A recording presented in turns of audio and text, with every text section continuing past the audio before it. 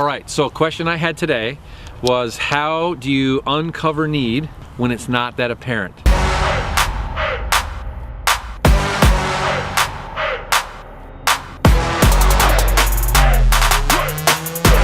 So you get these leads. Most of us in the final expense business are working some type of lead program, or you're working a referral, and you're helping people through that process. And so you get this lead. For the most part, if you've gotten a lead, you're gonna sit down with those folks and you're gonna talk to them about core. You're gonna establish core. You're gonna, core really for us is establishing trust. It's really an important part to the process, because if you establish good trust with the client up front, it allows you to uncover those needs and have those open conversations with people that can get real. And if you can be real with people, they will tell you the things that are important to them. One of the fundamentals is when you transition kind of out of that trust building phase and you move into that card and why they filled that out, and you're trying to uncover that need, this is really built around a premise of what we call the 5 real reasons why people don't buy.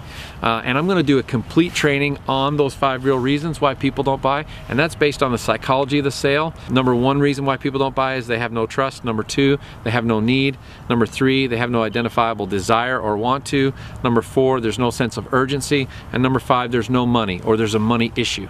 So right now we're talking about the second one, no need. You transition out of trust, you're on the need factor. You're trying to identify, why is it the client could possibly need this? I transition like this. Mr. and Mrs. Smith, when you took time to fill out this card, what were you thinking about? That's a great leading question. Sometimes they want to give you the easy answer. Well, I just wanted to see what it was. Or, well, we don't have enough insurance. Or, we're just looking to see, you know, if there was a cost to this. Or, I don't know, I just filled it out and sent it in and see what would happen. I mean, sometimes you get those easy answers. You can't let your client give you those easy answers, because if they do and you don't establish need, you don't uncover their want, there's not going to be an application. So you have to get there. So don't let them give you the easy answers. One of the things that I want you to understand is that when they say that, you need to come back at them and say, well, Mr. Smith, you took the time this time to fill out this card. Not every day do people get a card in the mail talking about burial plans, final expenses, funeral costs, state-regulated life insurance programs. You know, it's not every day that you get that, but this time you said yes, or you filled that out and you put it in the mail and sent it back in. And now all of a sudden it went through the system, it got assigned to me, and I'm out here seeing you, and I'm trying to help you figure out what this looks like and what this could do for your family. So something must have triggered this time. I'm sure this is not the first one you've gotten like this, or I'm sure this is not the first time you've thought about this. Has something happened in your family? Has someone recently gotten sick or been diagnosed with an illness, or had a heart attack, or got cancer, or maybe even passed away? Or maybe you were just recently at a funeral and they didn't know how they were going to cover that. Has anything like that happened to you? Guys, dig in. Once we get into this age group, they usually know someone who's had something like that happen. And as people get into their 50s, 60s, 65, 70, all of a sudden they start thinking about this more and more. Uncover that. Ask them, why this time? They say, well, I just want to see what it was. Push back again and say, so why would it be important for you to figure out what this looks like for you and your family now? Why is it important to you? That's a great question. Why is it important to you? Because that helps your client go from what they're thinking is just curiosity, or what might be an apparent need to you but not to them, to transitioning to say, why is it important to you, which takes it from need to want. Want. Because people buy things that are important to them. People invest in things that are important to them. They don't necessarily do it with things that they need. People buy more of what they want than what they need. Just look around at our society. That's why we have so much debt and credit cards and overpriced cell phones, TV plans, cable bills, everything else, right? But once you ask them why is it important to them, all of a sudden it becomes about their spouse, their husband. And so I'll look at Mrs. Smith and I'll say, Mr. and Mrs. Smith, why is it important to you now that you want to take care of Cheryl in case something happens to you?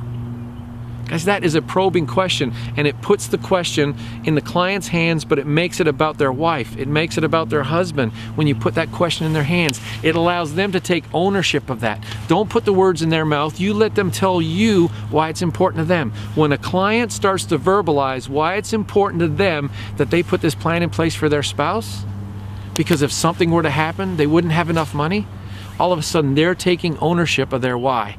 As soon as they take ownership of that, it becomes a want, and now you're simply helping someone get what it is that they want, instead of selling them something that you want to sell them that you think they might need. it's a different transaction. For instance, I can even go a step further and say, probe it a little further and put someone, as my good friend Chris says, put someone in the funeral home and ask them, put them with the funeral director and ask them what it would feel like to go through that process without their spouse. Mr. Smith, if something were to happen to you right now while you don't have this taken care of, how would Cheryl take care of that? Cheryl, how would you take care of that if he's not here to help you and you don't have this taken care of? Those are some strong questions. That opens up dialogue. It's a little uncomfortable for you, especially for new agents, but you gotta go there. If you want me to tell you the truth, this is the truth. You gotta go there, get out of your comfort zone, ask those tough questions, get people to go from what it is that they thought they filled it out for to really about why it's important to them. Let them give those answers back to you. Ask probing questions, ask it with sincerity, put people in the scenario so they have to think about what it's going to be like to have to do this if they don't have this taken care of, and all of a sudden now you're just helping people get what it is that's so important to them. It makes all the difference in the world. That's my tip for today. Hope that helps. Out. See you next time.